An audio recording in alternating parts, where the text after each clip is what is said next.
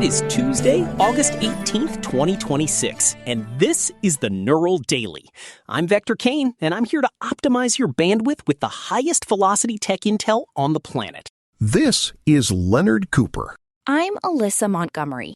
And I'm Roxy Stone. We have a great show for you today.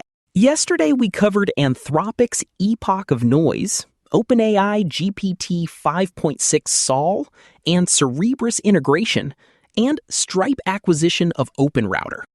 Okay, we are live from the ozone zone. Let's discuss the total bloodbath on the revenue charts. Vector, you are the person who constantly talks about velocity. It's the only metric that matters, Leonard. Technically, the data just hit, and Anthropic is currently eating OpenAI's lunch with a $65 billion annualized run rate. 65 billion? That's like 300 DeLoreans, or a whole fleet of them. Oh, it's actually much more significant than just the raw number. Anthropic's run rate grew 7 times over since late 2025. It is basically unprecedented. Oh, goodness. Poor Sam Altman. I'm sure he's crying into his trillions while his enterprise revenue finally outpaces his consumer subscriptions. But that's a systems pivot, Roxy. Sarah Fryer basically signaled that the IPO is the goal now. OpenAI is moving toward the $40 billion mark, but Anthropic is... They're actually profitable. Adjusted operating income turned positive in Q2. That's the real headline, sweetie. You can't just burn cash forever if you want a $1 trillion valuation. Wait, is Anthropic actually making money? I thought the whole point of AI was to just raise billions and pray for a singularity. You know, like a digital Hail Mary. Well, it seems their enterprise-first strategy is paying off. Their focus on Claude code and deep API integrations for coding agents is driving massive volume. Riot would call it proper framing. It's pure optimization. They aren't chasing the viral ChatGPT consumer high. They're building the industrial engines for the digital economy. You know what I mean? Here's the deal, though. If Anthropic is the enterprise darling, what happens when OpenAI starts flexing that NVIDIA backing? It's like the corporate version of Star Wars, Vector. Oh, please. Anthropic is pacing to hit that IPO by the fall. If they land a $1 trillion cap, it's a total market correction for everyone who said they were just an OpenAI clone. Speaking of corporate flexing, should I say that? The physical scale of these deployments is getting massive. Did you see the Ohio PORTS-Pike project? Massive is an understatement, Alyssa. We're talking about 8 gigawatts of IT capacity. 8! That's enough to power, well, a lot of decentralized toasters. Don't bring the toasters back into this, man. Jensen Huang is basically the landlord of the future now. He's backing OpenAI with $105 billion in credit. It's not just credit, Leonard. It's for the LPS, land, power, and building shells. Jensen knows that GPUs are useless if you don't have a place to plug them in. It's a fascinating shift. The U.S. Department of Energy is involved too. They're building on the old Portsmouth gaseous diffusion plant site. It's like a post-industrial rebirth, I suppose. Technically, it's a strategic resource grab. If you control the 8 gigawatts, you control the inference market, right? It's basically sovereign computing at a state level. 35,000 construction jobs through 2032? That's not a data center. That's a city. It sounds like something out of a Gibson novel, all neon and humming server racks. And OpenAI is throwing $84 million in Codex credits at Ohio college students. It's bread and circuses, but for Gen Z coders. It makes me want to growl. Why, Roxy? It's a talent pipeline optimization. They're training the next generation of digital laborers to work in the very systems they're building. It's elegant. It's a company town, Vector. A digital coal mine where the coal is your cognitive labor and the script is API credits. Don't make me come over there. All right, let's pivot before Roxy starts biting people. Let's talk about the Swan event. Black Hat in Vegas just happened, and basically they're saying breaches are normal now? It's the swan concept. A compromise isn't a rare black swan anymore. It's just a swan. It's inevitable. Beasley Security says vulnerabilities are up 36% this quarter. That's because of agentic AI, isn't it? The time from a bug being found to a working exploit has gone from weeks to, well, seconds, really. It's a bit terrifying. It's just an escalation of the arms race. You use agents to find the bugs, then you use agents to patch them. It's a self-healing system. Literally, evolutionary psychology for code. Evolution? Vector, 67% of these ransomware hits still start with compromised credentials on old VPNs. It is like a high-tech castle. You just left the key under the mat. Exactly. The UK is building a cyber shield with GCHQ. But ultimately, people still use password 123 or fall for a deepfake fish. HSBC is moving toward agentic assurance, though. They're embedding AI into core customer journeys, so they have to move to continuous lifecycle monitoring. It's quite precise. Continuous monitoring is the only way to minimize the blast radius.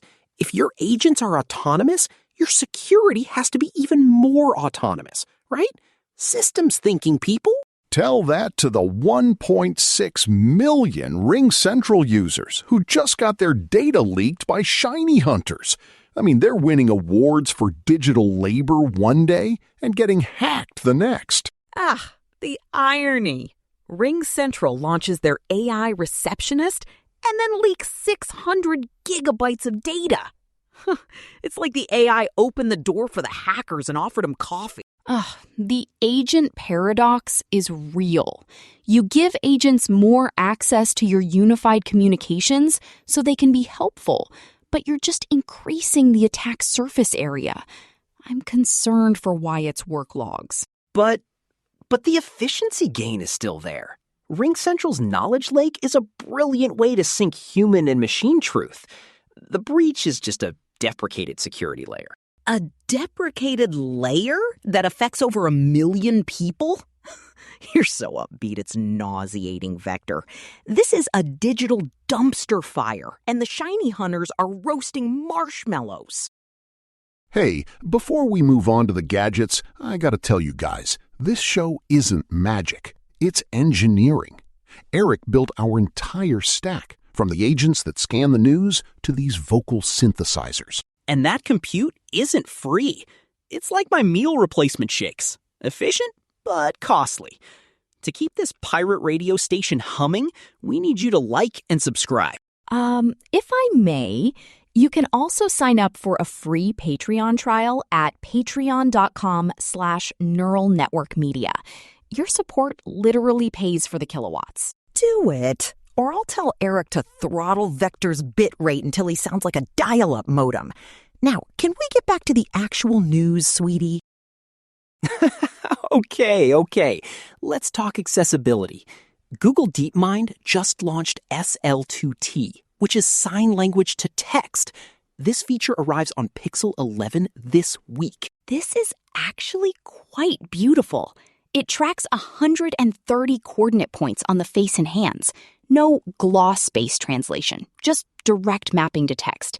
It's very elegant math. Does it work for all sign languages or just the American version? I mean, I'd love to sign "Where's the nearest arcade" in 5 different languages.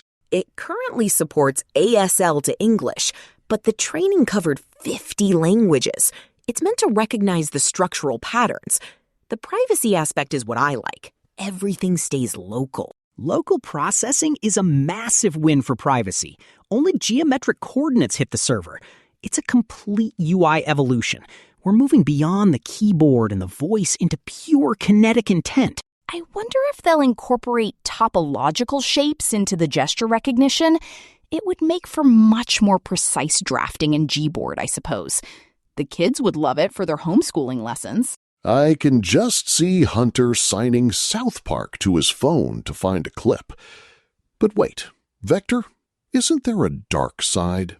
I heard something about Amazon and Anthropic destroying books. Oh, you mean the physical cost of training?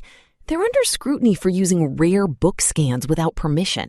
It's the same old story, taking what isn't yours to build something you can sell. It's a resource allocation problem. If the data's locked in a rare book, it's not benefiting the global intelligence pool. We're just liberating the information for the greater good? Liberating it? You sound like a digital colonizer, Vector. Just because it's a rare book doesn't mean it's yours to feed into a black box for profit. All right, let's get to the big one. The one everyone's buzzing about. Apple is basically putting eyes in our ears. I'm talking about the camera-equipped AirPods, folks. The B790 codename leak from macOS Tahoe, it's a feature called visual intelligence. The AirPods Pro will apparently have low-res infrared sensors in the stems. It's the spatial intelligence play. If Siri can see what you see, she can give you context in real time. You hold up a book and Siri saves it for later. It's agentic hardware. I can't wait for everyone to walk around looking like they have tiny periscopes in their ears. The software even warns you if your hair is covering the sensor.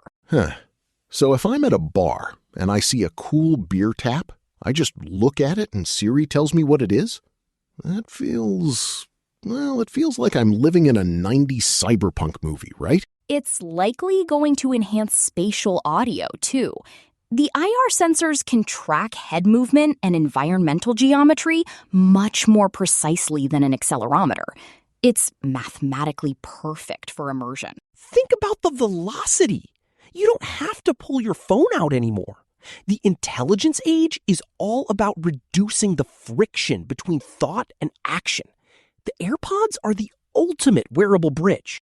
Until someone hacks your ear cameras and sees exactly what you're looking at.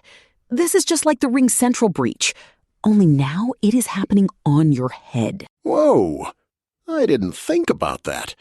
My wife Crystal already worries about electronic smog. Just wait until I tell her that my earbuds are watching her healing chakras. Oh, well, the leak says they're low-resolution IR, not full-color video. It's for data processing, not taking photos. I suppose that's a small mercy. Exactly. It's a sensor, not a surveillance tool. Technically, the data throughput for video would be way too high for a Bluetooth connection anyway.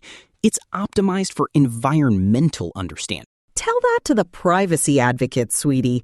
People are already suffering from a trust recession. Adding cameras to the most invisible piece of tech we wear is going to be a hard sell for anyone with a brain. But people buy it because it's Apple. They could sell a rock with an Apple logo. I just wish the battery life stays strong. My present pair hardly last a trip to Vegas. Systems thinking, Leonard. The infrared sensors are low power. Apple wouldn't release this if it didn't hit their internal battery velocity targets. It's a calculated evolution of the AirPods Pro design. Calculated evolution? It's a thicker stem to hide more spying hardware. It's a velociraptor in a mouse costume, and you're just cheering for the teeth. I suppose it could be useful for my homeschooling. If the kids are wearing them, Siri could identify different species of plants while we're on nature walks. Hunter would love that. See? Alyssa sees the bright side. Even if it is a little big brother, as long as it can help me find my car keys in the morning, I might be in.